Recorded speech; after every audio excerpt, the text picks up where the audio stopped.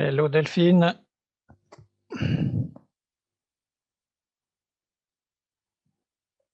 Bonjour Delphine. Ça y est, j'entends. Bonjour. Très bien. J'espère que ça va marcher. Hein. Je ne sais pas, il y a beaucoup de vent aujourd'hui. Ah oui, Oui. les antennes bougent. Oh, je ne sais pas, les fils bougent, tout bouge. En tout cas ton image ne bouge pas. J'entends ta voix, mais tu fais encore la ventriloque. Tu avais fait à une précédente séance. Mais moi, je ne te vois pas du tout. Ah bon? Je t'entends, mais je ne te vois pas. Je ne vois rien, en fait. Ah. Et voilà, ça me marque, la bande passante de votre réseau est faible. Ouais. Non, mais moi, ma caméra, elle est mise en route, donc tu devrais me voir. Je suis allée chez Nicole ce matin. Oui? Et elle m'a prêté un beau livre. Ah bon? Oui, le livre de cuisine. Ah, les recettes du terroir? Oui, voilà, oui. Ouais, oui, il faut que je la voie. Elle en veut un. Elle veut en garder un que je lui dédicace là, parce qu'elle veut faire un cadeau. Mais non, mais Ben oui. je lui ai laissé d'ailleurs. Ben c'est moi qui l'ai Non, je crois qu'elle Est-ce qu'il y a une dédicace dessus? il me semble que oui. Ah bon, bah alors c'est déjà fait alors. Bonjour Marie-Renée. Ah, on ne t'entend pas encore. Ah ben je te vois, mais tu fais le ventriloque. Ouais, ouais, exactement. Chacun son tour, hein. Voilà. Tout le temps, parce qu'il y a d'abord l'image, après il y a le micro. Ben oui, ben oui. Bonjour Marie-Renée. Bonjour. Ah, ça va couper chez moi, il fait un partage de connexion. Alors, bon. Ah mince. Voilà. Mais ça va revenir. C'est ta connexion qui débloque, celle Delphine? Et que ça saute. Alors c'est quand j'arrive et si je m'en vais pour voir. Les quoi? Ah ben voilà, j'ai tout le monde. Je me demandais s'il y avait interférence quand j'arrivais, non. Interférence quand? Quand j'avais mis en fonction ma vidéo à moi. Oui, Non, bah c'est non, bon, ça n'a rien Delphine. fait, non? Non, ouais. Et Sylvie est arrivée aussi, voilà. Tout le monde est là. Ça change un peu. Hein. Combien de temps vas-tu rester, Delphine? Ouh, alors ça, il y a beaucoup de vent, alors je ne sais Ouais. pas. Ouais, bah, ah oui, il y a un petit peu de vent ici aussi, ouais. Bonjour. Bonjour. Sylvie. Bonjour. Bien. Alors, donc c'est le dernier cours du module, hein. Donc, je voudrais vous proposer, si vous êtes d'accord, de réfléchir à la participation à un stage pendant la période des vacances scolaires de Noël, si vous voulez. La première semaine ou la deuxième semaine? C'est pas, ça n'a rien d'obligatoire, et puis on peut faire quand on veut. Moi, Excepté le jour de Noël et le jour de l'an, bien sûr. Mais bon, ben, vous y réfléchirez. Oui, et puis on te dit ça par mail. Oui, oui, bien sûr. Et puis, j'ai mis à jour la page dessin sur le site de l'association. Donc, pour l'instant, j'ai mis que le module numéro 2 redémarrait dans la semaine du 4 au 8 janvier. Donc, on verra si on maintient le même jour ou si on change, on verra. Voilà, c'était tout ce que j'avais à vous dire de particulier avant qu'on commence. Donc, on va commencer par regarder vos œuvres. Alors, écran partagé. Partagé. Voilà, c'est Sylvie qui passe en tête. Alors, Sylvie, elle a d'abord commencé. Tu as commencé par m'envoyer 3 dessins à propos desquels j'ai fait des commentaires et tu m'as envoyé un 4e dessin après les commentaires. Donc, tu as corrigé un certain nombre de choses. Donc, dans le dessin numéro 1, je t'avais mis que l'ellipse du bas casse, mais que les valeurs sont intéressantes. Je demandais d'amener un peu de lumière sur les fruits à droite et tu mets une ombre portée sur la gauche, plus accentuée et qui se fond petit à petit dans la lumière. C'était bien écrit ce que je t'avais dit. Hein. Le dessin 2, l'ellipse du bas casse. et sa courbure n'est pas suffisante par rapport à celle du haut. Et tu as eu du mal avec la sanguine, mais le rendu n'est pas mauvais. Dans l'ensemble, vous avez eu un peu de mal avec la sanguine. Hein, le mariage sanguine-crayon est intéressant. Alors, il faut que tu amènes un peu de lumière sur les fruits à droite en atténuant le trait. Le dessin, il gagnera beaucoup. Et pour moi, le troisième dessin, c'était le meilleur des trois. Tu l'avais fait en dernier? Non, en premier. En premier. Ah, c'est étonnant, ça. J'aurais parié que tu l'avais fait en dernier. Les ellipses sont acceptables, elles marchent bien ensemble en haut et en bas, sauf à gauche, en haut, à revoir. La coupe semble être à peu près avec le support. C'est le dessin que tu devrais continuer en effaçant toutes les constructions et les parties invisibles, en travaillant ton trait. Plus noir, plus proche, plus atténué, plus éloigné. Et le dessin que tu as fait en réponse à ça, eh ben, il est intéressant. Hein. Là, tu as bien mis les fruits en valeur avec un changement de valeur. J'ai repris ce que tu appelles le 3, qui était le premier pour moi, mais le 3 pour faire le 4. D'accord. J'ai fait le 4 à partir du 3. Ah, c'est-à-dire que tu as continué le 3 pour… Oui. D'accord. Ouais, ok. Eh bien, c'est bien. Hein. C'est bien. Les fruits sont lumineux. Alors, bon, les hachures sur la coupe, c'est un peu mollasson. Hein. Bon, tu vas dans le sens du volume, mais tu pourrais croiser tes hachures pour que ça soit plus dynamique. Hein. Et puis surtout, peut-être qu'il faudrait que tu emploies un crayon plus fin. Qu'est-ce que tu avais comme crayon? HB. Un quoi? HB. HB, ouais. Mais le problème, c'est pas tellement la dureté, alors, parce que tu l'as bien modulé, mais c'est l'épaisseur de la mine. Parce que là, on a l'impression que tu avais un gros crayon pour travailler. Ah, tu comprends ce que je veux dire? Ça s'est érodé au fur et à mesure. Ouais. Et du coup, ça me permettait de faire des hachures assez larges, oui. D'accord. Ah bah oui, alors c'est ça. C'est ça, parce que là, on n'identifie plus tes hachures et ça, du coup, le volume devient mou. Tu comprends ce que je veux dire? Oui. Bon, alors, je t'avais mis des commentaires sur le dessin. C'était l'axe de l'ellipse A est OK, le tracé est incertain. Oui, c'est un petit peu… Ça s'est un peu amolli par rapport au dessin 3, hein, par rapport au départ que tu avais fait. Hein. Et l'ellipse B devrait être plus ronde. Et le travail des valeurs est bien meilleur. Les fruits ont une vraie existence. Voilà le commentaire. Bon, qu'est-ce que vous en pensez, les deux autres? Vous êtes Oui, d'accord moi avec ce que j'aime j'ai bien, dit? j'aime bien le 4, c'est sûr. Hein. Ah oui, moi aussi. Il manque un peu de rythme au niveau des hachures, mais sinon, il est… Ouais. Voilà, donc il Après, faudra… le 3, on imagine bien que c'est juste une esquisse, quoi, que c'est un début de travail. Ouais. Et avec le souci des perspectives. Oui, oui. Non, mais c'est pas mal.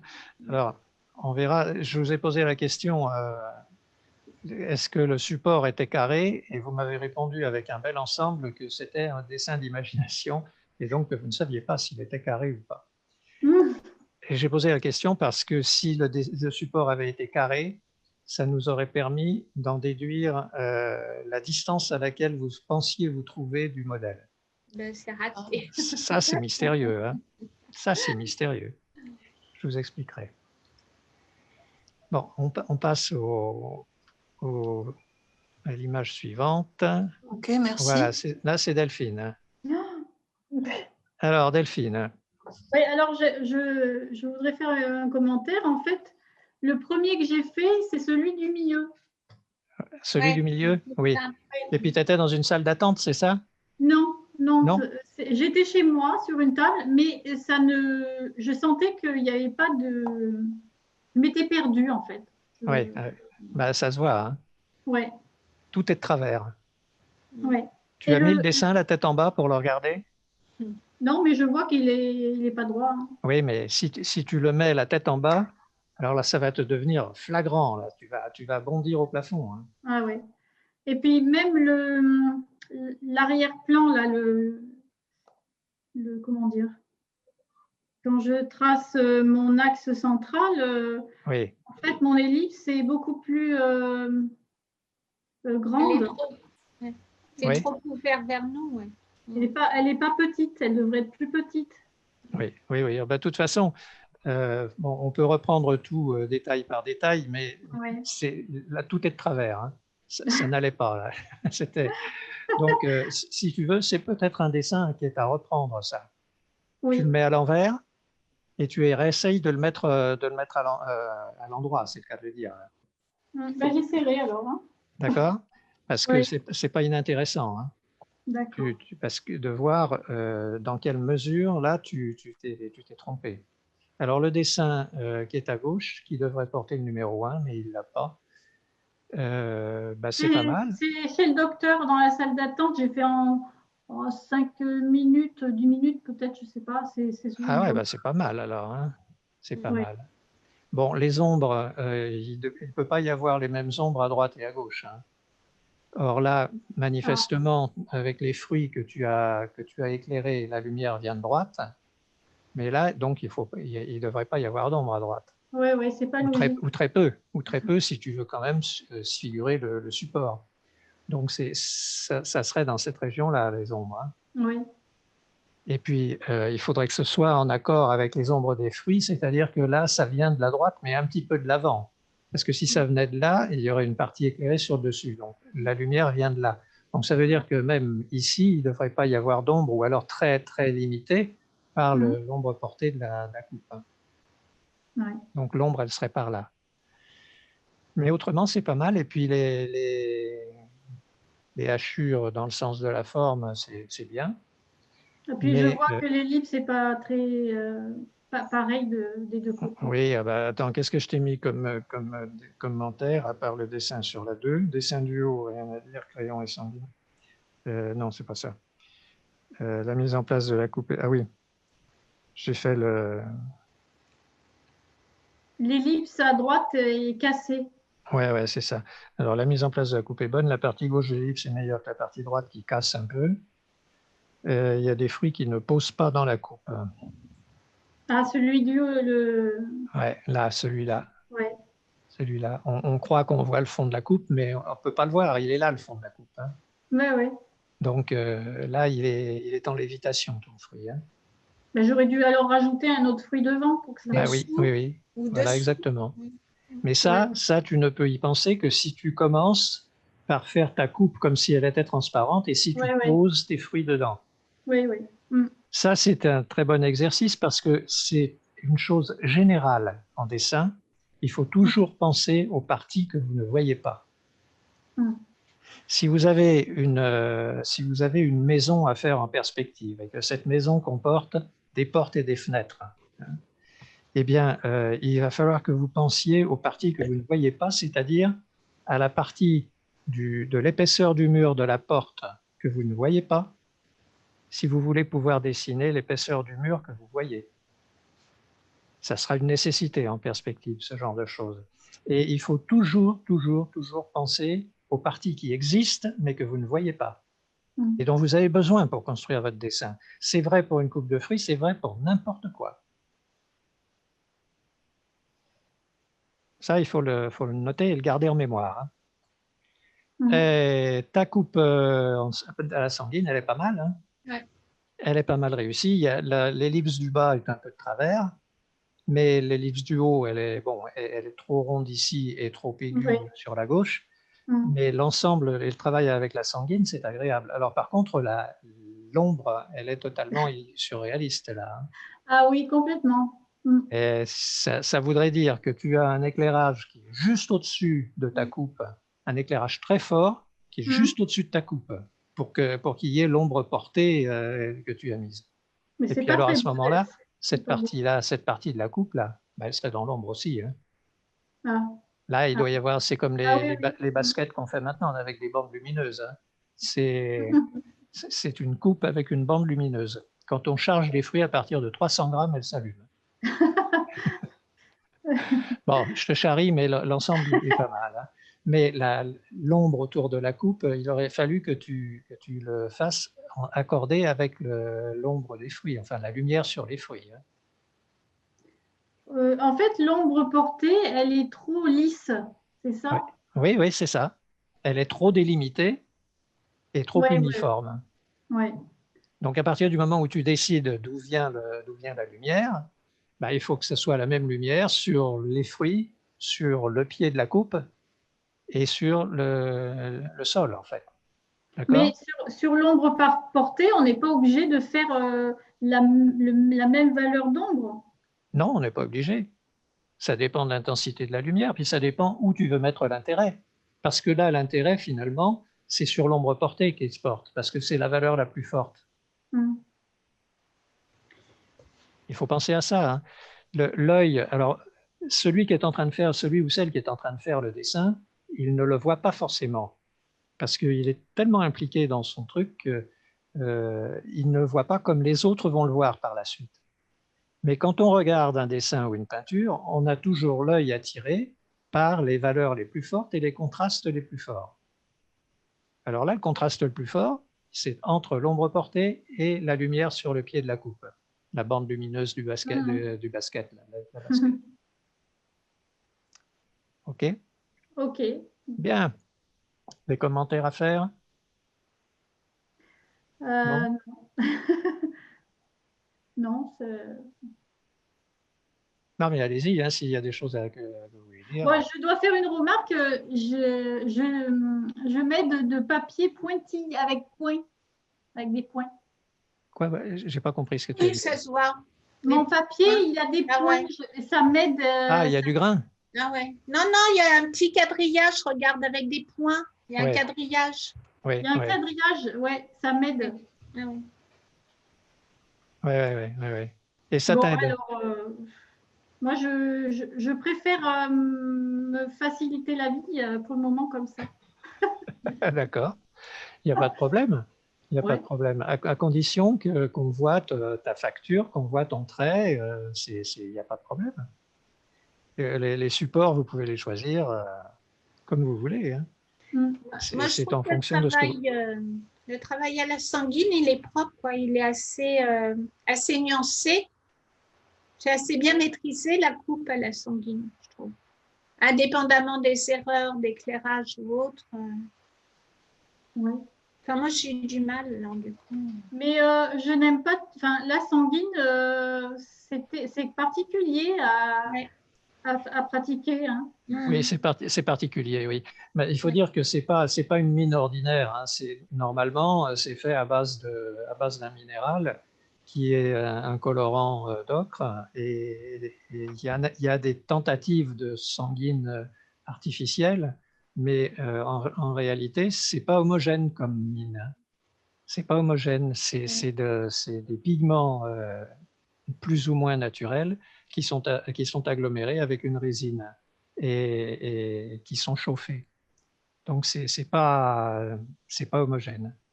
Alors, Moi, au j'ai trouvé XVIIIe que, siècle, oui, pardon, j'ai trouvé que ça glissait pas comme le crayon. oui, Ça accroche, quoi. C'est ouais, sec. ouais. Je trouvais que Il c'était faut, dur. il faut appuyer fort. C'est Oui, sec. oui. C'est une mine Mais ça sèche. dépend. Ça dépend des sanguines que vous avez. Alors, il y a différents coloris. Ça va du sépia au brun foncé. C'est plus ou moins rouge. Ça dépend des sanguines que vous avez, de la marque, mais il n'y a pas de marque préférentielle, et puis il n'y a pas de dureté établie dans la sanguine. Alors au XVIIIe siècle, il y avait beaucoup de dessinateurs, dont Watteau, Fragonard, qui utilisaient la méthode des trois crayons, c'est-à-dire le crayon noir, la sanguine et une craie blanche. Et ça sur une feuille de couleur, généralement une feuille dans les ocres ou les jaunes clairs ou les beiges. Et ça permet, avec la craie blanche, de faire ressortir les endroits dans la lumière, et avec le crayon noir, de mettre les parties dans l'ombre, et puis la sanguine, on faisait le modeler avec. Voilà. Bon, ça, c'est des techniques qui sont encore employées par les caricaturistes qui travaillent dans les rues, notamment à Montmartre, mais enfin, il y en a partout maintenant. C'est une technique qui est utilisée.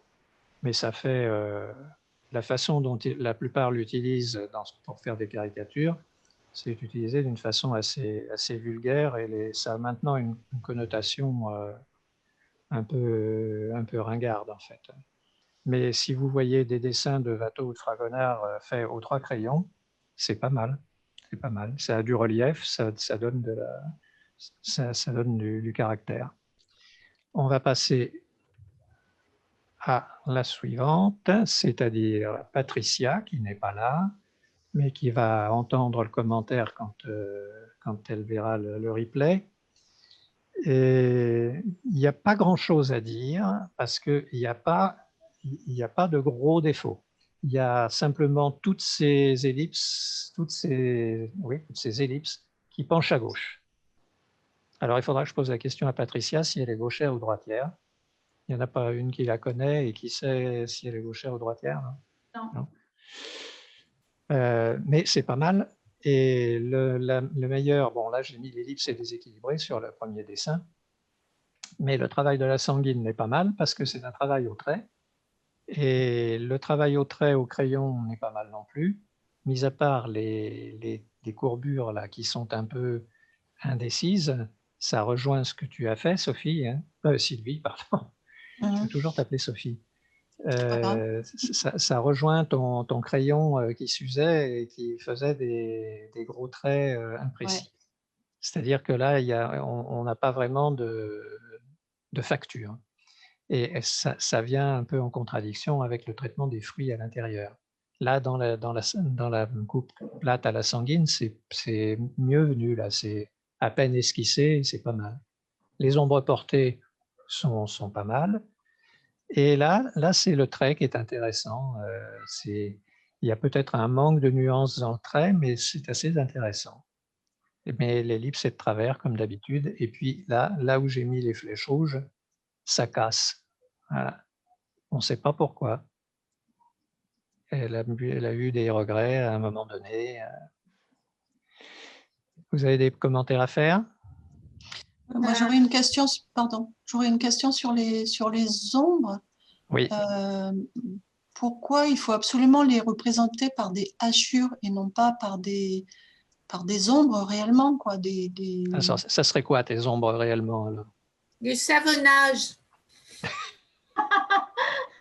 Plagiat. Donc, ça serait quoi, Sylvie, tes ombres réellement? Oui, ce que tu peux appeler savonnage, mais pour moi, ça représente plus une ombre parce que quand on regarde l'ombre, il n'y a pas vraiment de nuance dans une ombre. Enfin, non. Non. Alors, pourquoi faire des traits? C'est-à-dire que si tu savonnes, ça va te donner des volumes très mous. Si tu estompes, ça va te donner des volumes très mous et en particulier quand tu dessines des volumes avec des courbes comme les coupes de fruits. Là. Si tu savonnes une surface rectangulaire, bon, à la rigueur, ça peut passer, mais il y a dans une partie qui est savonnée, il y a une perte d'identité pour le dessin, si tu veux. Tout le monde peut savonner quelque chose. Tout le monde peut savonner. Il faudrait que tu regardes des dessins faits par quelques grands dessinateurs et que tu regardes le traitement des ombres. Le traitement des ombres, généralement, c'est par des hachures. Mais tu peux croiser tes hachures jusqu'à ce qu'elles se confondent. Oui. Pour j'ai donner pas savonné sur mon dessin, hein. C'est juste le crayon qui s'était aplati et que voilà. J'ai pas savonné avec le doigt. Hein. Non, je sais, j'ai vu. Ça aurait été savonné avec le doigt, je le voyais, hein, ça c'est clair, parce que c'est clairement identifiable. Alors si vous voulez essayer de me mystifier, un jour, il faudra vous trouver autre chose. Hein. mais là, c'est simplement, dans le cas de ton gros crayon, c'est simplement que ton dessin perd ton identité, si tu veux. Parce que l'identité dans un dessin, elle est faite de la valeur du trait et des hachures. Qu'est-ce qu'il y a? Oui, d'accord. Bon, que dire de plus? Je pense qu'on va passer à la suivante. C'est qui la suivante? Voilà. Marie-Renée. Alors, Marie-Renée, le premier dessin, bon, la coupe en haut, elle est correcte, sans plus. Là, tu as mis longtemps à le faire, ce dessin-là? Ah non, non, rien. J'ai pas mis longtemps pour rien. Je l'ai fait dans la foulée du cours qu'on avait fait. Donc. Oui, oui. Non, non, franchement, non. J'ai pas chronométré cette fois-là le temps que j'avais mis. Bon, ben il y a rien à en dire.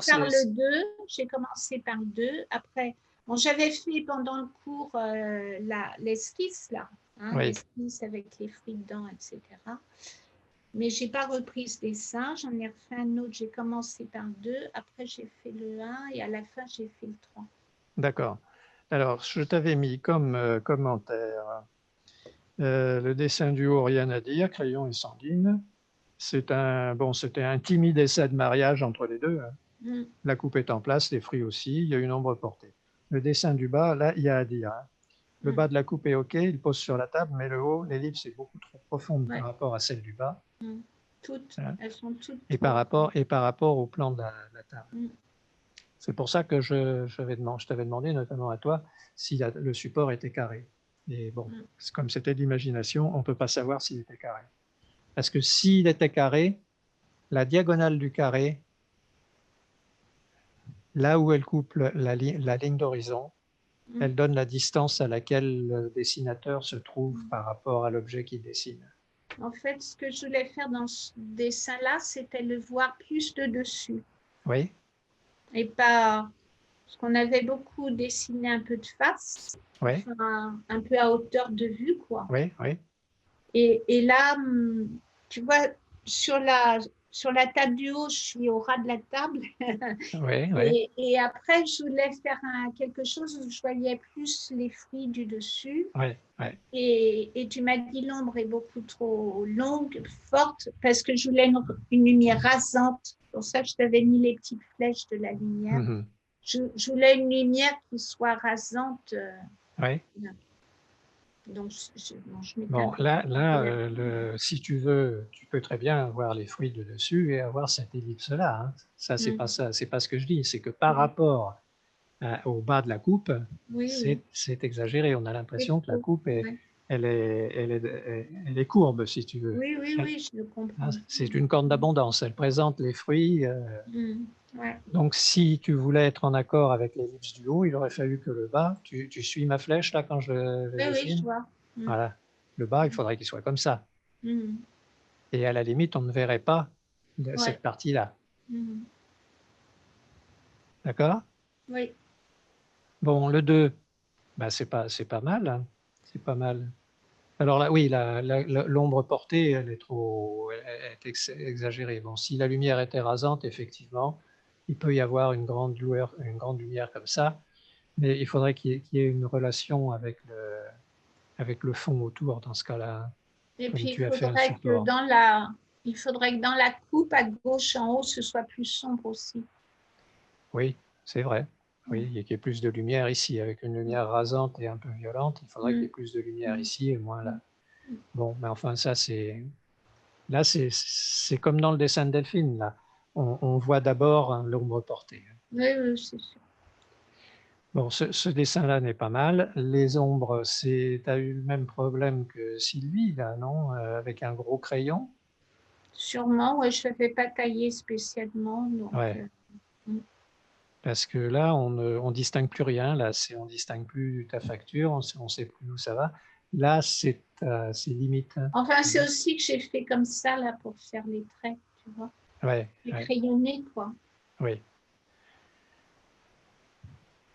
Bon, là, la lumière sur les fruits, c'est OK. C'était une coupe énorme, hein, tu avais des tout petits fruits dedans. Hein. Oui, oui, c'est complètement disproportionné, ça fait la Moi, je l'aime bien, le dessin 3. Eh ben, le dessin 3, il est pas mal. Il y a à dire sur la symétrie ici de la coupe. Là, c'est pas mal, ça pose sur la table. L'ellipse est un petit peu trop creuse. Elle aurait demandé à venir... en fait, je l'ai refaite, elle est au ras Enfin, je l'ai refaite, elle est quasiment au ras de la poire, là. Tu vois, presque, on la voit presque pas, l'ellipse derrière, en fait. Oui, oui, oui. Enfin, le bord arrière, on le voit presque pas. Oui. On devrait ne presque pas le voir. On devrait quoi? Ne presque pas voir Oui, oui, le oui. bord Mais à ce arrière. moment-là, il faudrait que la première Le partie de remonter un l'ellipse petit soit peu. moins creuse aussi. Oui, le remonter un peu devant. Voilà. Bon, le traitement des fruits, c'est pas mal.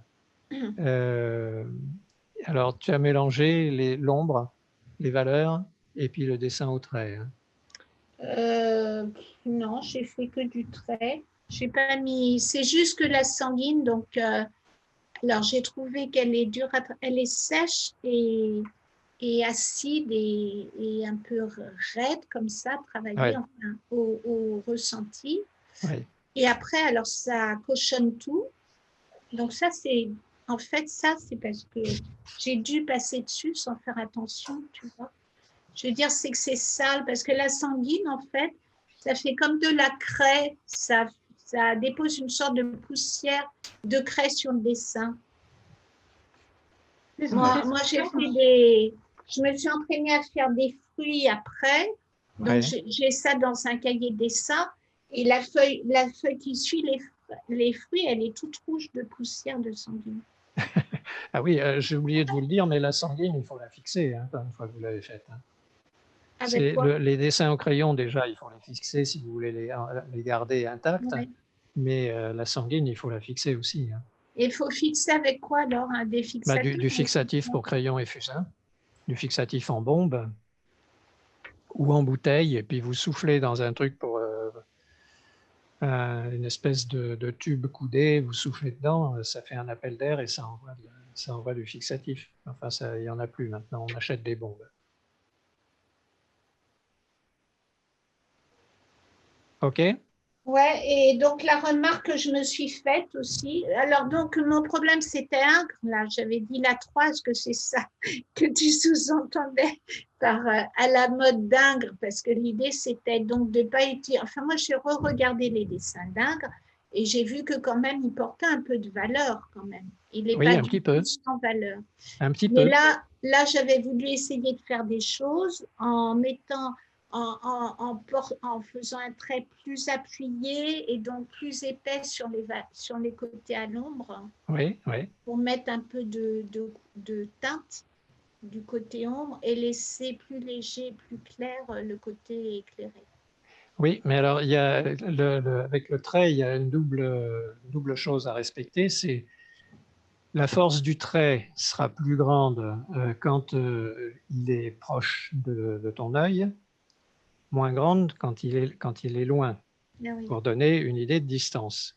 Mais si tu fais ça uniformément, ça ne tient pas compte de l'effet de couleur. Donc, Oui. s'il faut que tu rendes un effet de couleur en noir et blanc, il faut continuellement jongler entre le rapport de distance pour donner le volume et le rapport d'intensité de valeur pour donner l'illusion de la couleur. Mm. Et ça, c'est difficile. Mm. C'est difficile. Voilà. Et la dernière réflexion que je me suis faite, c'est que je me suis dit, je ne relis pas mes dessins, en fait. Tu ne? Je ne les relis pas. C'est-à-dire, Oui, tu sais, quand on était gamin, on nous disait qu'il faut relire vos dissertations oui. pour corriger les fautes, etc. Et là, j'ai ressenti la même chose. C'est-à-dire, après que tu m'aies fait les remarques, je t'ai mis, bah oui, je suis d'accord avec tout ce que tu dis. Et je me suis aperçue que une fois le dessin terminé, j'embraye sur autre chose. Et donc, je ne le regarde pas avec un œil critique en me disant qu'est-ce qui ne va pas dans le dessin. Donc maintenant, Oui. je tâcherai de relire ce que j'appelle relire mes dessins. D'accord. Indépendamment du fait qu'on s'en sort plus ou moins bien. Il y a aussi, à mon avis, des fautes qu'on fait parce qu'on a trop le nez dans le guidon, on est dans le dessin et pas assez dans le rendu, dans ce que ça donne. On n'a pas assez de recul par rapport à ce qu'on fait.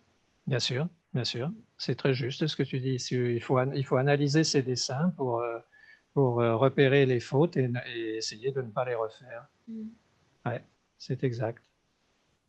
Bien, il n'y a pas d'autres commentaires?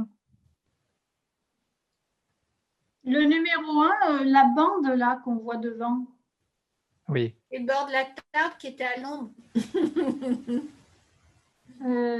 Ça me choque un peu.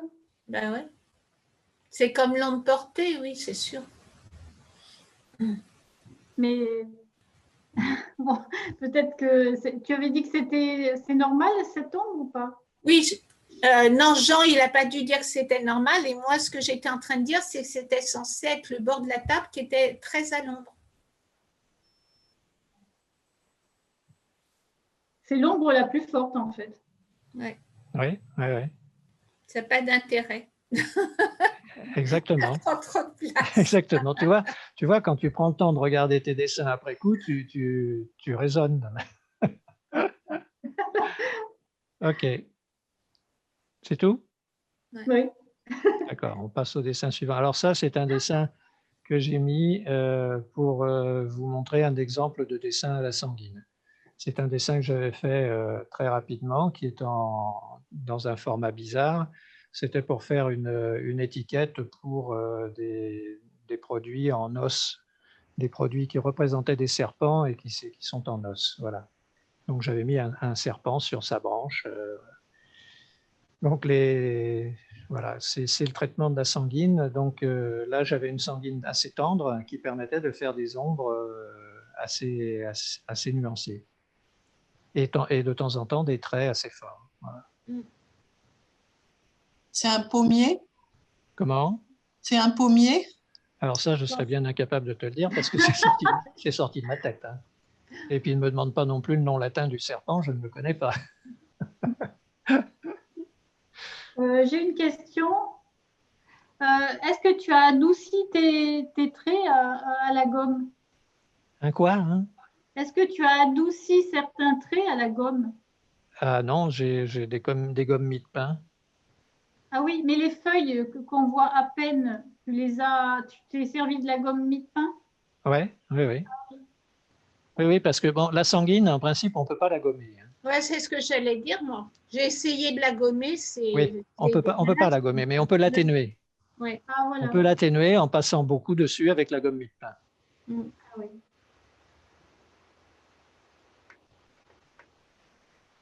C'est Et là, tout? c'est pas évident de faire les traits du serpent. Comment? Les C'est? écailles.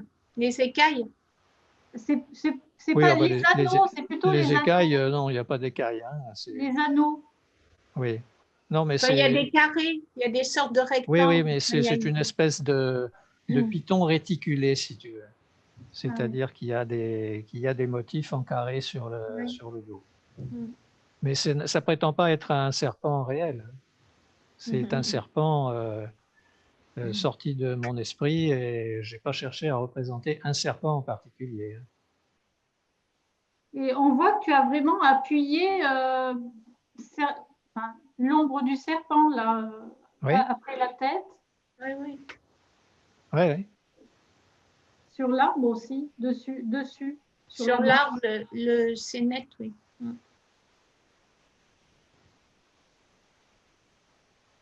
OK, on passe à la suivante. Oui. Alors, haha, Hans Rudi Giger, c'est un contemporain. Il est mort en 2014. Et c'est entre autres le créateur du monstre d'Alien. Vous connaissez Alien, le film Oui. vous le connaissez?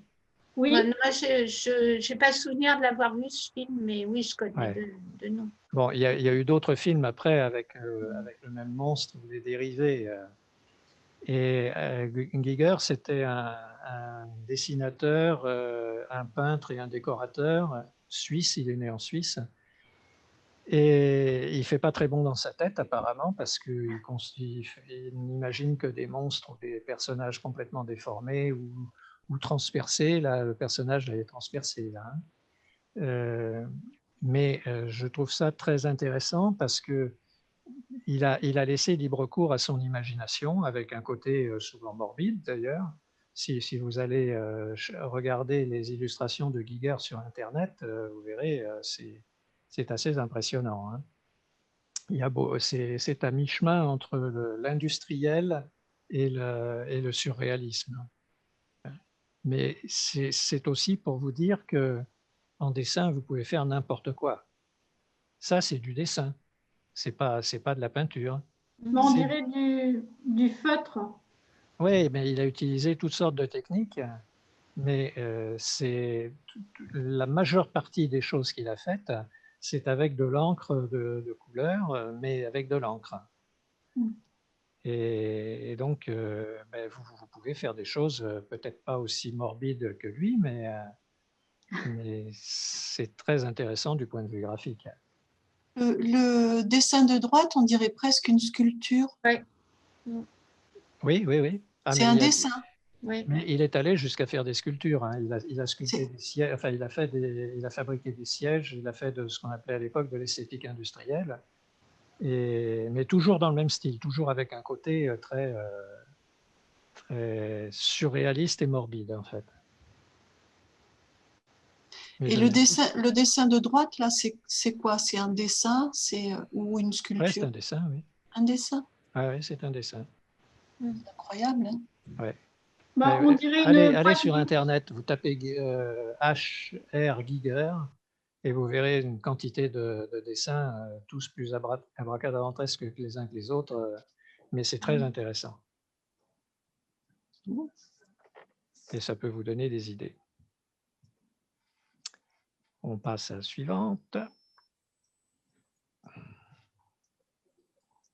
Alors, Dürer maintenant.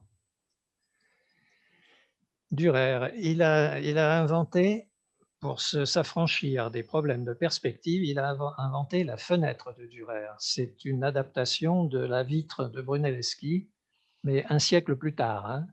Il était très en retard par rapport à ça, comme la plupart de ses contemporains d'ailleurs. Brunelleschi a jeté les bases de la perspective, je vous ai dit, vers 1420, 1415, 1420. Et à l'époque, les peintres et les dessinateurs et les graveurs allemands et hollandais, ils allaient systématiquement en Italie faire des voyages d'études. Dürer a fait un voyage d'études, 2 voyages d'études en Italie, mais la cour du château d'Innsbruck, qui est à côté, que Delphine connaît parce que je vous l'ai montré l'année dernière en perspective, on estime, les experts de Dürer estiment que ça a été fait avant son premier voyage en Italie parce qu'il y a tellement de fautes de perspective dedans que c'est pas possible autrement. Et donc, à la suite de ça, Dürer a écrit des précis de perspective, des bouquins sur la perspective. Il a même inventé, vous allez voir l'image d'après, un perspectographe, c'est-à-dire une machine pour les artistes pour se faciliter la vie pour tracer la perspective. Alors, on va la regarder tout de suite. Voilà, le perspectographe, c'est ça. C'est un truc il y a un miroir, il y a un trou, voilà. C'est très compliqué. Mais quand on regarde la cour du château d'Innsbruck et qu'on essaye de tracer quelques fuyantes à droite, eh ben, ça tient plus du jeu de Mikado que d'une perspective frontale. Hein. Vous vous rendez compte? Bon, la ligne d'horizon, elle est là, parce que c'est là qu'il y a le maximum de choses qui convergent, mais alors, ça ne converge pas beaucoup. Hein. Mais il y a l'idée. Ouais, ah oui, il y a l'idée. Non, mais quand je critique Dürer, je ne non, mais je veux dire, il y a l'idée d'une perspective quand même si elle n'est pas faite dans les règles de l'art, il y a quand même la volonté. Mais il ne sait pas par quel bout l'attraper. Ouais. C'est ça le problème.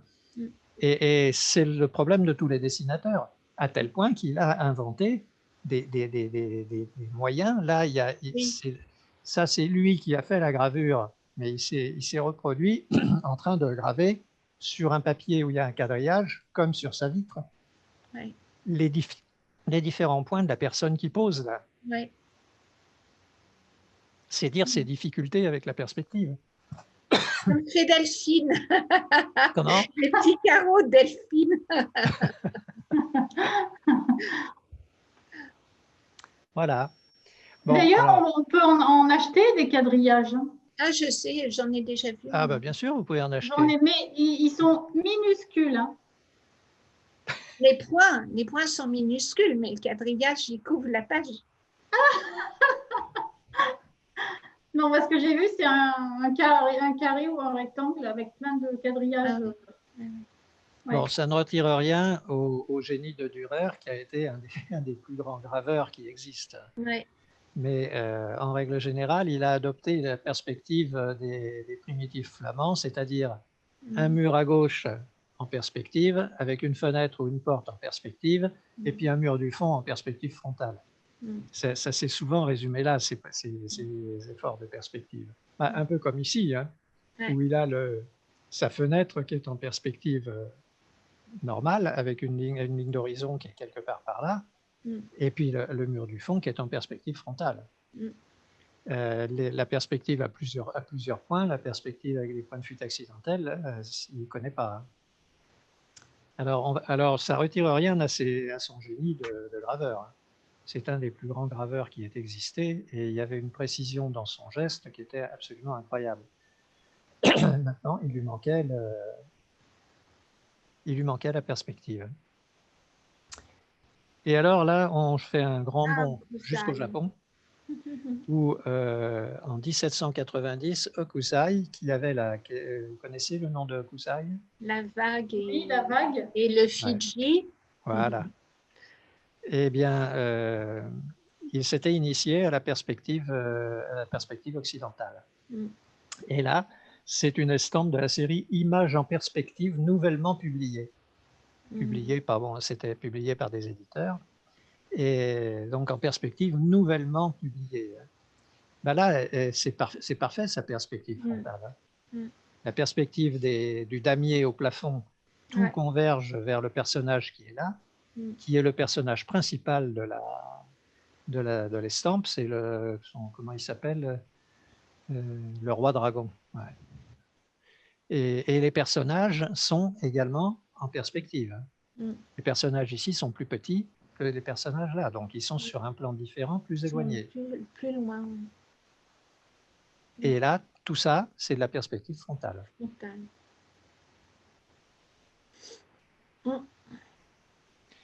Voilà. Alors donc ça, c'est un témoignage des communications qu'il y a eu entre les cultures, hein, avec des retards, parce que Dürer est arrivé un siècle plus tard que Brunelleschi, et il a découvert la perspective en allant en Italie. Il y avait d'autres Italiens depuis qui avaient travaillé sur la perspective, notamment Alberti qui avait écrit un bouquin théorique sur la perspective, et d'autres qui ont fait Et puis il y a Léonard de Vinci aussi, qui lui, pratiquement en même temps que Brunelleschi, a ajouté quelques éléments à la perspective traditionnelle. Voilà. Alors ça, je reviens sur ce que vous aviez fait la dernière fois. J'avais fait une esquisse rapide, et à partir de cette esquisse, j'avais fait un dessin plus élaboré. Maintenant, je voudrais vous faire voir, à partir de la même esquisse, pas de la même esquisse exactement, parce que celle-là, elle a déjà été utilisée pour ça, mais de travailler au trait, c'est-à-dire d'effacer tout ce qu'il y a là et travailler au trait. Donc ça, vous m'aviez vu en train de le faire en vidéo, et je vais vous montrer en vidéo le travail. Ouais, c'est une vidéo là. Je vais vous montrer en vidéo le travail de la coupe de fruits. Avant, vous voulez faire des commentaires sur les artistes qu'on a vus là? Non? Bon, alors donc... C'est bien d'avoir, de s'imprégner du travail des anciens, c'est sûr. Ben oui, ça enseigne beaucoup de choses, et puis de voir qu'à certains moments, ils font les mêmes erreurs que nous, ça fait du bien aussi. Hein. Ouais. Ça retire des complexes. Ouais. Alors là, pendant 4 minutes, je vais vous montrer le travail sur le travail au trait. C'est le son, ça. Ah, d'accord. Donc là, je ferme. Ouais. Et là. Ouais. Et le son, c'est ça. Voilà. On va lancer là. À plus tard. Voilà. Et là. Est-ce que vous avez toujours du son? Oui, on a Oui. tout. Enfin, moi, j'ai tout. Bon. Et normalement, ah bah là, il devrait y avoir du son normalement. Pas moi qui bug aujourd'hui. Eh oui, attends, je l'ai coupé là, le son, regarde. Voilà.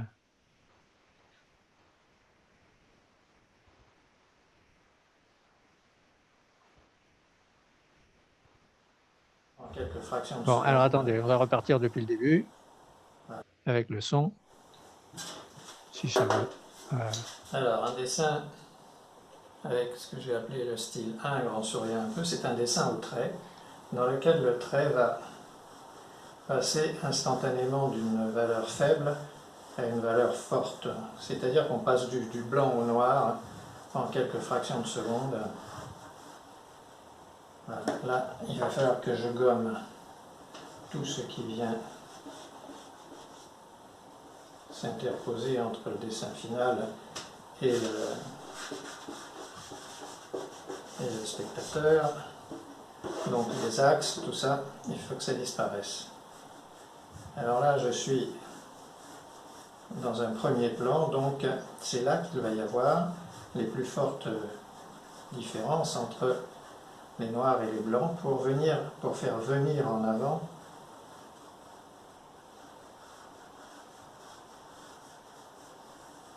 alors là on peut intervenir avec une gomme hein, sans problème. Je vous ai expliqué que c'est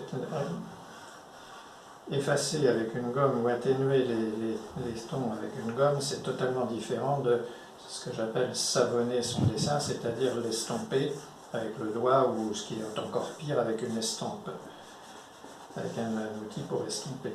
Parce que là, on perd tout le cachet, la facture. Alors là, on va mettre très légèrement de l'ombre. On suppose que la lumière vient de la droite. Hein. Voilà. Alors les fruits qui vont venir au premier plan vont être plus intenses que les autres. Alors leur contour va être plus intense que le contour des autres.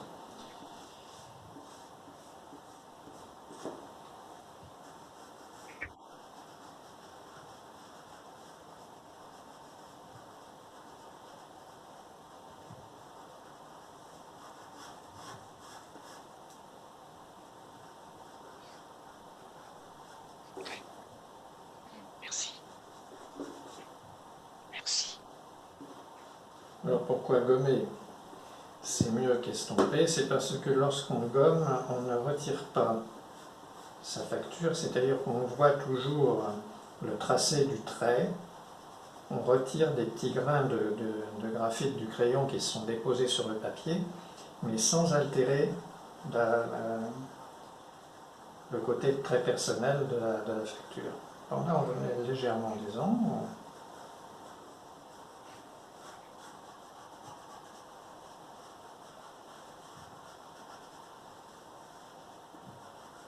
Et alors vous voyez que je travaille toujours d'ensemble, c'est-à-dire que je passe d'un élément à l'autre et je recorrige les éléments en fonction de ce que je viens de faire là.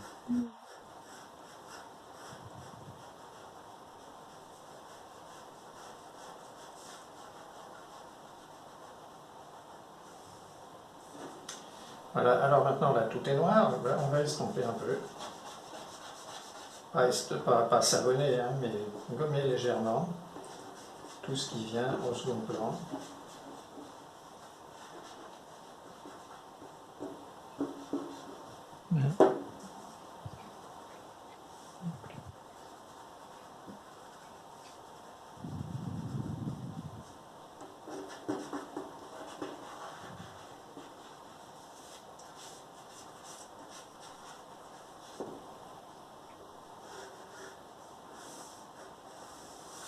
Voilà un dessin qui est acceptable, qui est avec des valeurs qui sont acceptables. Le premier plan vient en avant, l'arrière-plan passe un peu derrière, parce que les valeurs sont atténuées. Les noirs et les blancs il y a moins de contraste. Voilà.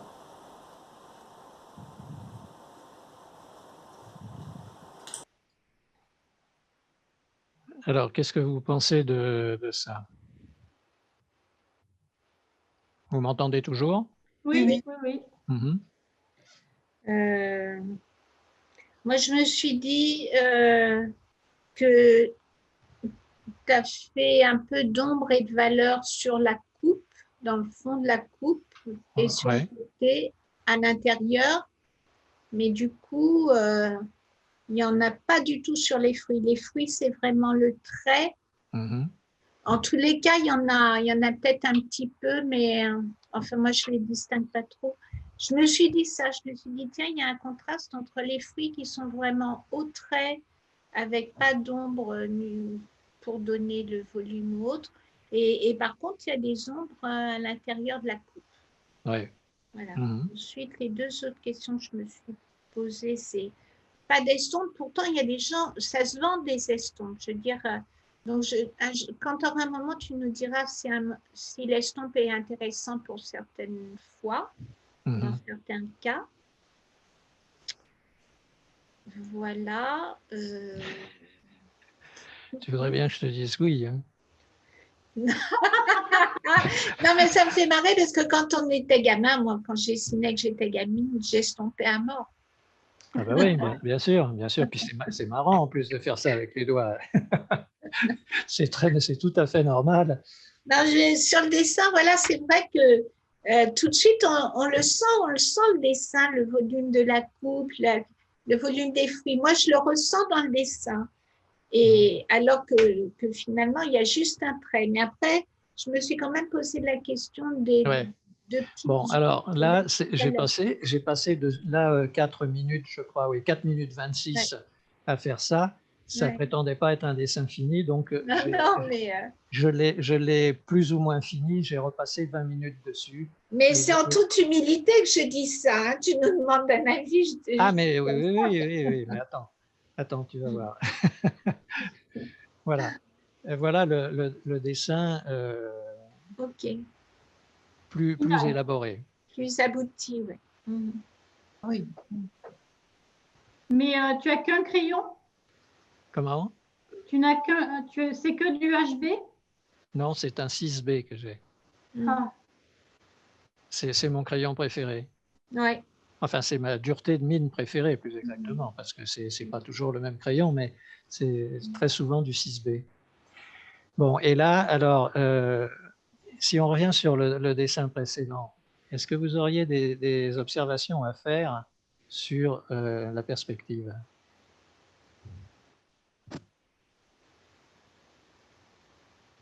par rapport à celui qu'on vient de voir? Non, non, en soi.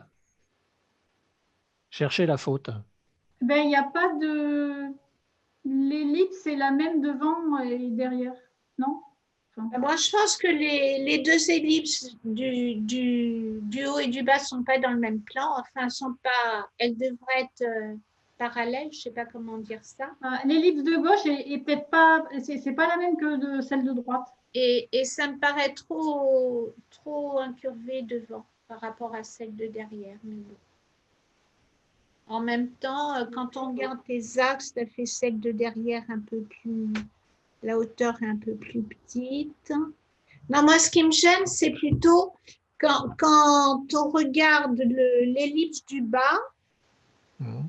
qui est à peine, on devine le fond de l'ellipse, il ne me paraît pas tout à fait cohérent par Non, rapport non, c'est pas symétrique. je ne sais pas si c'est ça. C'est pas symétrique. C'est pas une question. Bon, alors, Oui, c'est pas je vais vous symétrique dire non ce qui ne va plus. pas. J'ai l'impression que le Je- fond, pardon. comment? Moi, ça me donne l'impression que le fond, Ouais. l'ellipse du fond, est décalé vers la gauche par rapport à l'ellipse au-dessus. Après, les bords à gauche, c'est moins arrondi qu'à droite, mais je ne sais pas si Voilà, c'est un gros voilà, débat. ça y est, on y est. Voilà. Ça, c'est pas bon. Oui, Et là, c'est plus court que là. oui, Oui, Bon. Et là, c'est corrigé. oui.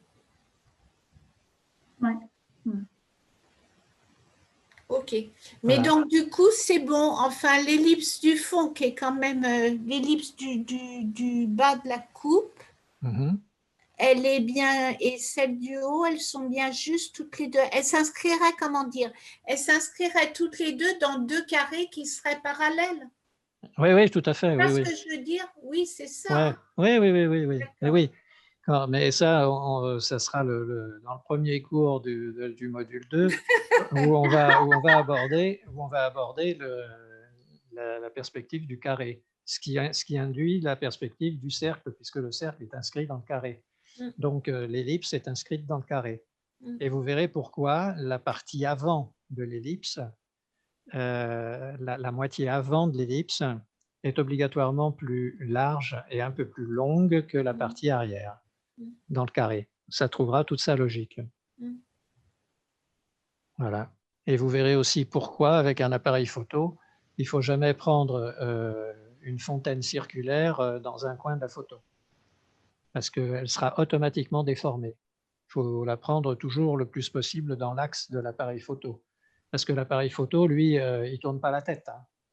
Mm. Il prend ce qu'on lui donne, et quand il a quelque chose qui est décalé par rapport à son axe, eh ben, c'est décalé, et ça donne un truc, ça donne une ellipse en forme de patate. Voilà. Bon. Alors, maintenant, regardez ces deux photos-là.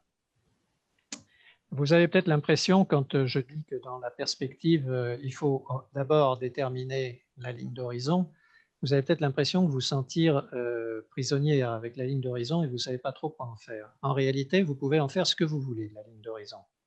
Mais il faut le savoir au départ. Quand vous faites un dessin, il faut que vous sachiez tout de suite où est votre ligne d'horizon. Là, ces deux photos de rivière ou d'étang, je ne sais pas, c'est des vieilles photos que j'ai reprises. J'étais au même point de vue, mais j'étais en, comment dire, j'étais pas au niveau de l'eau, hein. J'étais largement au-dessus. J'étais sur une espèce de rampe qui passe au-dessus c'était une rivière ou un étang, je ne sais plus. Et puis j'ai fait deux photos avec un parti pris différent. J'ai fait là une ligne d'horizon qui est très bas et là une ligne d'horizon qui est très haut.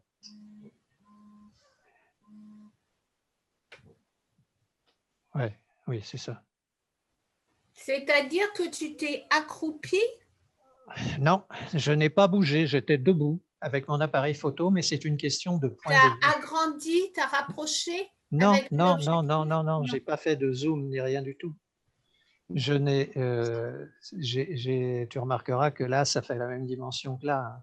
Oui, oui, je vois bien que c'est la même. Mais la ligne d'horizon, ça n'est pas une question anodine à poser. Là, j'ai choisi de mettre ma ligne d'horizon très bas. Et puis, comme il n'y a pas de référence humaine ou qui peut se rapprocher de la taille humaine, bah, on ne peut pas la situer où elle est, la ligne d'horizon, en réalité. Là. Et là non plus. Si on voulait mettre des personnages là-dedans, on serait bien embêté. Mais je veux dire que la ligne d'horizon, elle peut varier quand vous êtes au même point et vous ne changez pas de position. Mais c'est une question de point de vue, une question de cadrage. Si vous regardez la coupe de fruits dont on a tant parlé, avec toute la partie avant de la table, qui est avant la coupe de fruits, bah vous allez obligatoirement avoir un cadrage avec une coupe de fruits très haut. Et si vous regardez la coupe de fruits avec ce qu'il y a derrière, le buffet que vous avez loin derrière ou un truc comme ça, et ben vous aurez un cadrage plus bas. Donc l'un ou l'autre, vous pouvez choisir. Alors on va regarder ce que ça donne à propos de dessin. Là j'ai fait le parallèle avec la photo. À propos du dessin, là j'ai fait un dessin très rapide, vous vous en doutez, d'un paysage d'un village, de lagune, comme on peut avoir là ici au bord de la mer. Hein. On peut avoir un village au bord de la lagune avec une plage et puis la lagune devant et la mer derrière. Et là, j'ai voulu privilégier le ciel, les nuages et le soleil. C'est très joli ce que j'ai écrit. Hein. L'intention de l'artiste, privilégier le ciel, les nuages et le soleil, donner un sentiment de grand espace. Mais on peut avoir là une échelle humaine approximative parce que la maison qui est là, si je l'agrandis, elle est ici, eh bien, on peut placer un personnage grosso modo devant. Le personnage, il est là. Et puis, ça donne une échelle humaine, en fait, à tout ça. Là, on peut mettre une échelle humaine à partir du moment où on a des éléments qu'on peut mesurer. Dans les photos précédentes, il n'y avait pas d'éléments qu'on peut mesurer. Mesurer un arbre, ça ne veut rien dire. Il peut y en avoir un qui fait 3 mètres de haut et l'autre qui fait 15 mètres. Et ils auront la même tête si on ne les met pas à côté d'autres arbres. Donc, quand on a l'échelle humaine, c'est intéressant. On pourrait là placer des personnages. Et on va voir sur la photo suivante, sur le dessin suivant, comment on peut mettre un personnage dans un dessin. Voilà le dessin. Le dessin, là, c'est pratiquement la même vue que tout à l'heure, mais il y a des roseaux au premier plan. Donc, du coup, pour représenter les roseaux, il fallait que je mette la ligne d'horizon plus haut. C'est une question de cadrage, encore une fois. J'étais pas forcément plus haut quand j'ai dessiné ça que quand j'ai dessiné le dessin précédent. Je pouvais être au bord de la lagune. Simplement, dans un cas, j'ai mis la ligne d'horizon très haut et dans l'autre cas, la ligne d'horizon très bas. Alors vous allez me dire, bon, comment on fait pour intégrer un personnage là-dedans? Alors là, j'ai écrit, le dessinateur est sur la rive et il désire inclure un personnage au premier plan avec les pieds dans l'eau. Il portera des bottes, ça vaut mieux. Hein. Ce personnage, il ne sera donc pas sur le même plan que le dessinateur. Comment on va résoudre ça? Si je dessinais un personnage qui marche sur l'eau, un émule de Jésus-Christ, il marche sur l'eau, sa tête, elle serait où? Vous pouvez me dire? Qui marche sur l'eau en démarrant du bord, là? La tête, il est au niveau des roseaux, là, il marche sur l'eau. Des roseaux? Oui, au niveau des roseaux, oui. On voit pas et il marche sur l'eau. On ne voit pas sa tête. Elle est hors cadre, sa tête. Elle est? Moi, je dirais qu'elle est hors cadre, que le personnage, sa hauteur est plus grande que Non. Que la place qu'on a du dessin. Ou alors, sinon, sa tête, elle est à hauteur de la ligne d'horizon. Et Sylvie et Delphine? Tu le placerais où, ton bonhomme, là? Je ne comprends pas. Devant les roseaux ou juste après? Ça n'a pas d'importance. Il peut être juste après, il peut être devant. Je ne comprends pas la question, en fait. Puisque c'est ce que tu vois, toi, s'il est à peu près pas très loin de toi, la ligne ça sera la même. Si je suis au bord de la lagune, oui. Avec les pieds donc au niveau de l'eau, oui. Et que mon personnage marche sur l'eau, on est bien sur le même plan. À ce moment-là, il occupe toute la hauteur qu'il y a entre le bas et la ligne d'horizon.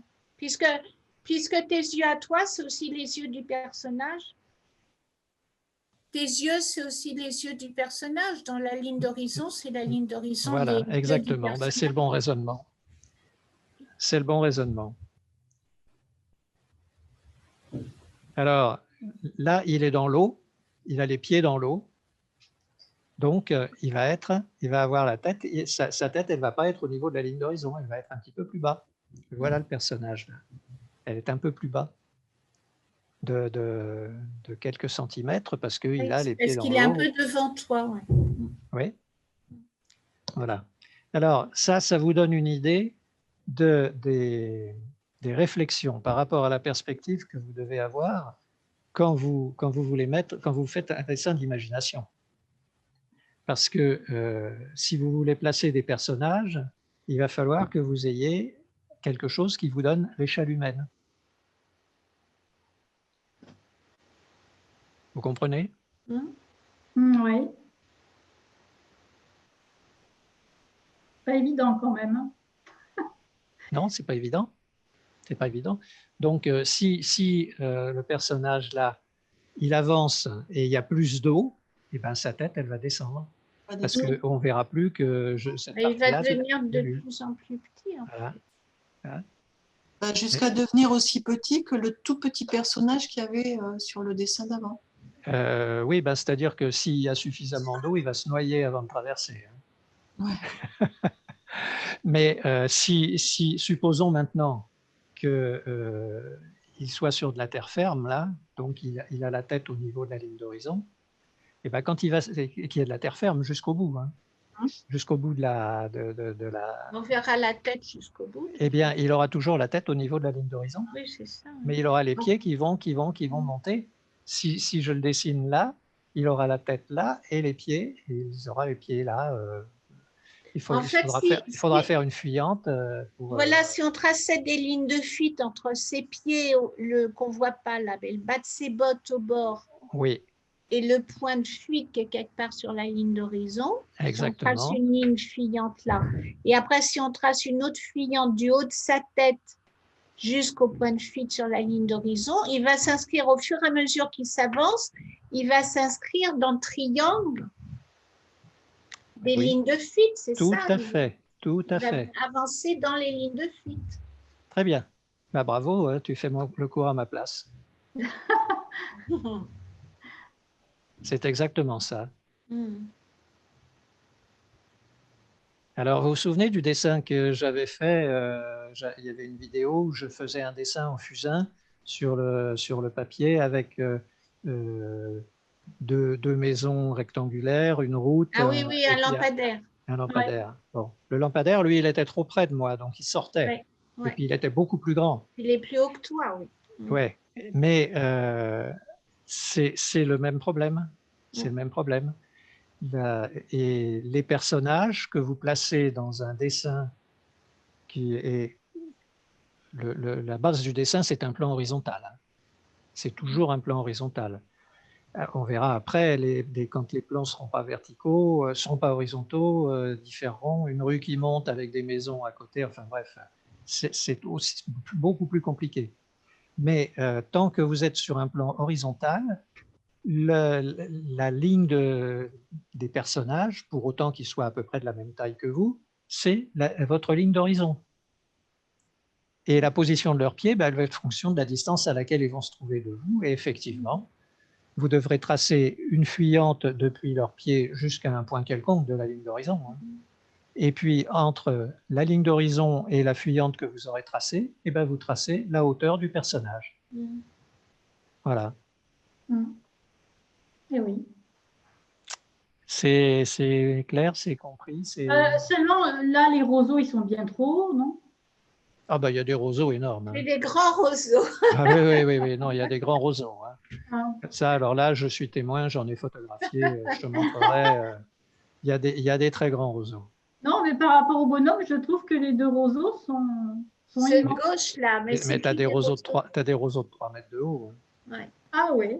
Ah oui, c'est des bambous. C'est des bambous.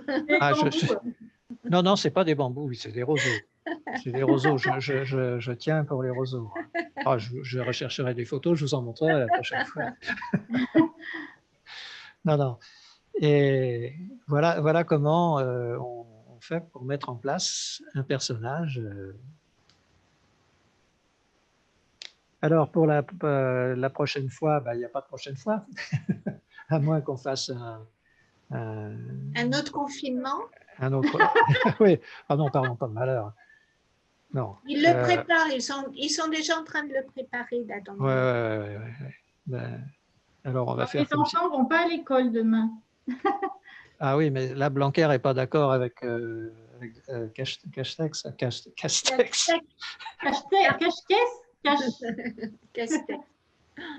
Non, je l'appelle Cachesex. Donc, c'est pour ça que j'ai bafouillé. Non, mais oui, donc si vous voulez.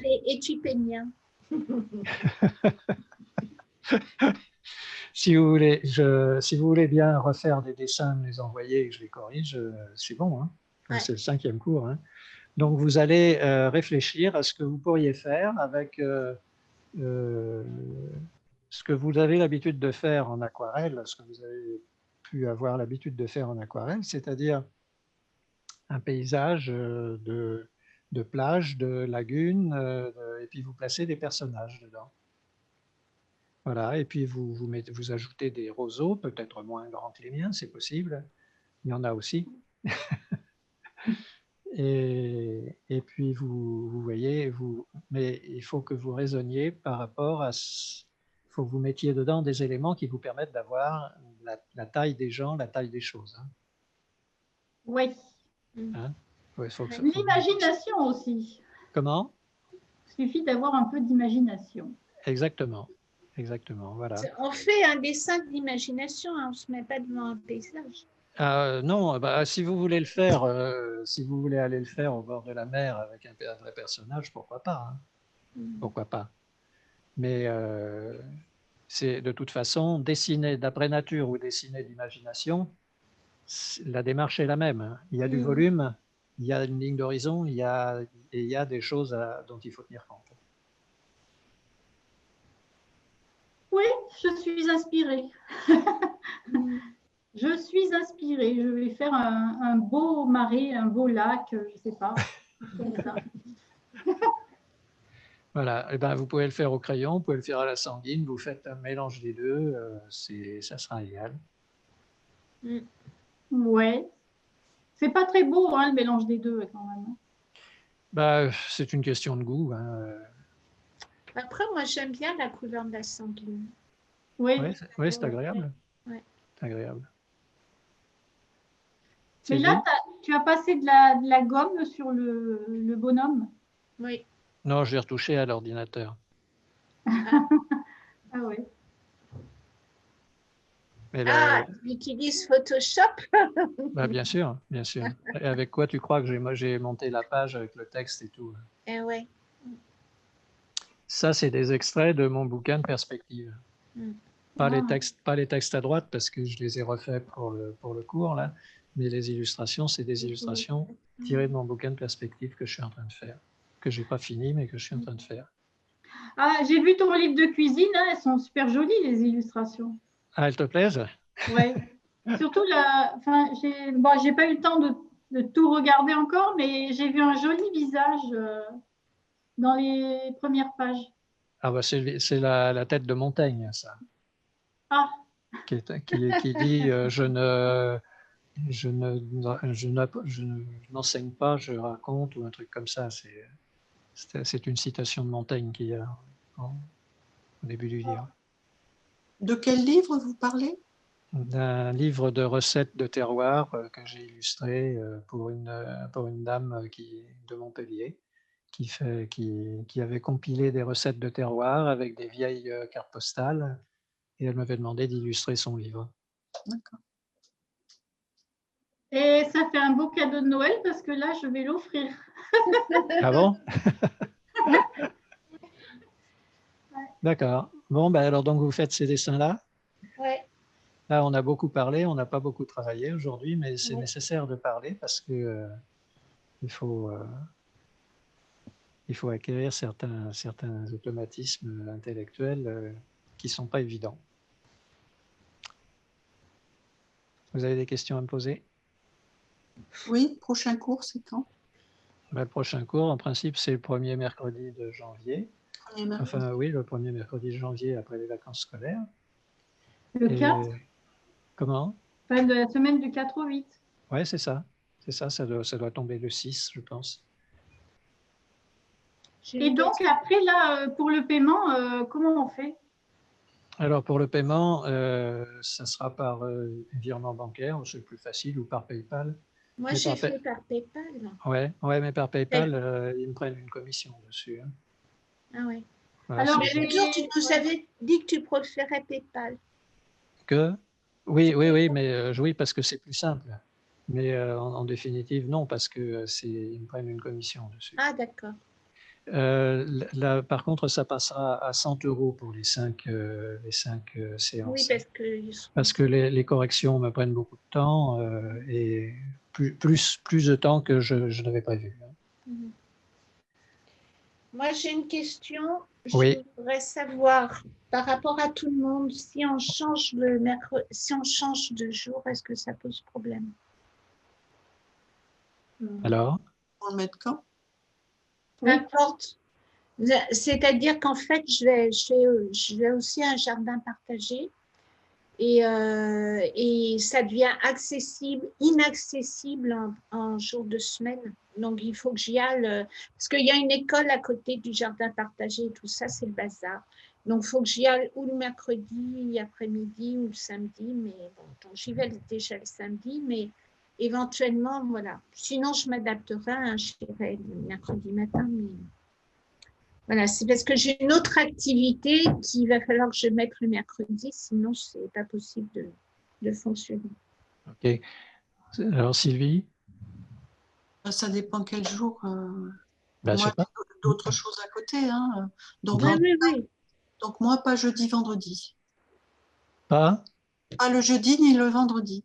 Bon. Et Delphine? Ben, ça peut se faire le lundi après-midi ou le mardi. Donc, il reste, on est en train de discuter du lundi et du mardi Du après-midi. mardi. Mardi? Mardi Lundi ou mardi, après-midi. moi, ça me dérange pas. Ah, on dit mardi après-midi? Mardi après-midi. Voilà, moi, ça n'a pas d'importance pour moi, lundi ou mardi. Deuxième chose qu'il faut que je dise quand même, je suis censée m'en aller au Bénin 10-12 janvier. Voilà. Oui. Donc, si ça se concrétise, parce qu'évidemment, on ne sait pas si ça va se faire ou pas. Mais du coup, si ça se concrétise, ben, je ne sais pas comment je ferai, ou je retrouverai les cours en replay, ou je sais pas. Oui, oui, tu peux avoir les cours en replay sans problème. Ouais. Hein. Mm. Il doit y avoir Internet au Bénin, donc il doit y avoir des Ah problèmes. non, mais au Bénin, non. Mais quand je reviendrai. Le Mais Bénin, ce sera 2 semaines, donc c'est pas. Ah oui, d'accord, d'accord. Je ne vais pas y rester longtemps, en fait. Oui, oui, ben, tu auras les cours en replay, oui. Oui, Il n'y c'est a aucun ça. problème. Comme Patricia, comme fait Patricia. Oui, oui, tout à fait. Tout à fait. Donc, on dit le mardi après-midi, alors? Aux mêmes horaires, 14h45, 16h? Si ça vous convient, moi, ça me convient. Hein. Oui. Oui. Oui. OK? À 16h, il faut que je parte, moi. Après, je vais chercher les enfants. Après, Oui, ben oui, c'est 14h30. pour ça que j'avais mis ça, les cours à cette heure-là dans l'après-midi. Ouais. C'était pour les personnes qui Voilà, ont si des je suis enfants à libérée l'école. à 16h, ça va. Donc, On peut le décaler d'un quart d'heure, On 14h30, peut mettre 14h30, par exemple. ouais, Oui, 14h30, 14h30, oui. 15h45. 14h30, 15h30, alors. Non, Ouais. 15h45. D'accord. Oui, mais en fait, c'est 1 heure pour Zoom. Oui, oui, c'est 1 heure. Oui. Là, on a dépassé, mais bon, ça va bien, il ne coupe pas. Donc, Et j'ai une question. Tu préfères pas l'échec? non. Pourquoi? Non. Non, bah, je trouvais que c'était plus simple par par chèque. J'ai pas l'habitude de faire des virements, c'est pour ça. Ah Faut te oui. mettre dans les Non, mais bénéfices. les chèques, tu dépenses un timbre en plus, et puis tu n'es jamais sûr que ça arrive. Hein. Oh, j'ai jamais eu ce problème. Non. Bah, moi, j'ai eu plein de problèmes à la poste, donc je ne leur fais pas confiance. Hein. Et donc, comment ça marche alors pour les virements? Il faut inscrire dans tes bénéficiaires, il faut rentrer avec le RIB de Jean, il faut le rentrer dans tes Ouais. bénéficiaires. Je t'envoie mon RIB et tu le rentres simplement. Tu as, pour aller à ta banque, tu vas sur Internet. Oui, Oui. Bon, et oui, ben, oui. tu regardes, il doit y avoir un chapitre virement dans ton compte. Ah oui. Et tu regardes et il te demande, tu es à quelle banque? Là, au Crédit Agricole. Ah, Ouais, ben moi aussi, je donc il n'y suis a au pas de crédit, problème. je suis au Crédit Agricole Ouais. aussi. Alors, il faut que tu fasses attention quand tu voudras m'envoyer un virement. Avec un nouveau bénéficiaire, il demande un délai de 2 jours Ouais. pour enregistrer le truc. Donc, il faut faire 2 fois le virement la première fois. Ah bon? Ouais, Enfin, faut rentrer le bénéficiaire et puis t'attends 2 jours pour faire le virement. c'est ça, c'est ça. Mais Mais pour effectivement, il faut rentrer, aller 2 fois sur ton site, quoi. ouais, exactement. D'accord. Une Et première moi fois aussi, pour je suis rentrer au le Crédit bénéficiaire. Agricole aussi. Donc. Non, moi je l'ai fait, ça s'est fait directement. Hein. Oui, Ouais, ça a été très vite, Sylvie. Oui, Oui, immédiat. ouais, parce oui. que tu n'es pas dans la même banque. Tu as quelle banque, Sylvie? Crédit Agricole, comme toi. Ah Ah ouais. bon? Ah diable. Alors, c'est parce qu'on n'est pas sur Montpellier. Moi, je ne suis pas sur Montpellier.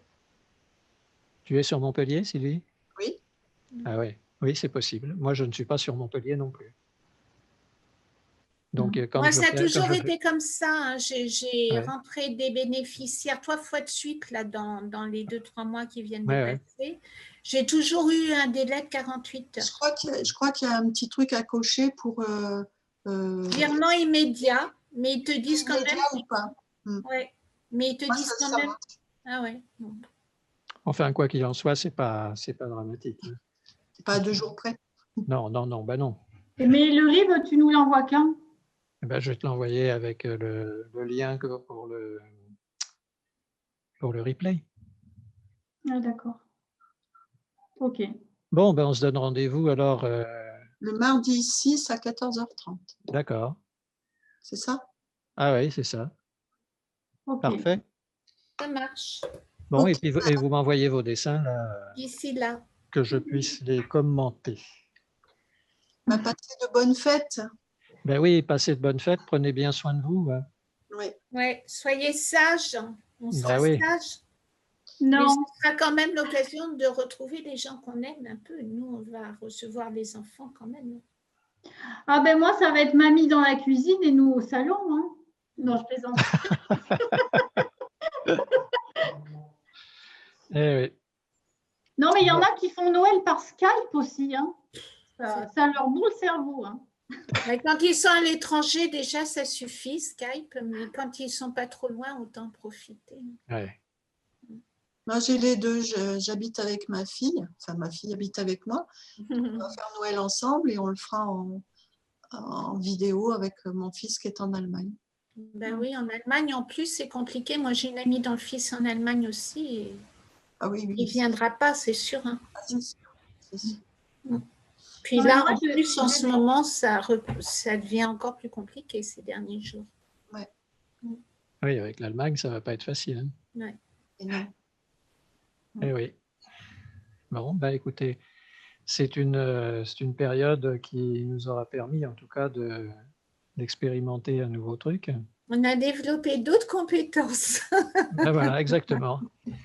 J'aurais jamais cru faire ça. Ah tiens, à ce propos, je vous ai dit que j'ai complété la page du site. Donc, si vous voulez faire des commentaires sur le cours, ben, je ne sais pas comment vous pouvez faire pour les mettre sur le site, mais vous n'avez qu'à m'envoyer les commentaires que vous voudriez que je mette sur le site à propos du cours, et je répercuterai, je le mettrai sur le site, puisque j'ai une adresse administrateur pour le site. Ok. D'accord? Mm. D'accord? Mm. Ok.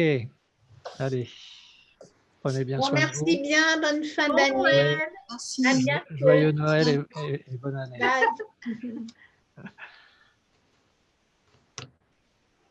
Alors, Ah. eh oui, il y en a deux qui sont partis. Ouais, mais moi, je ne sais pas me servir de ces. Il va falloir que j'apprenne à me servir des boutons. Non. Là, hein. Ben, là je vais appuyer sur le truc de fin, donc ça va s'arrêter pour toi aussi. Ah, quitter la réunion. Quitter la réunion. Mettre fin à la réunion pour tous. Adieu, Delphine. Adieu.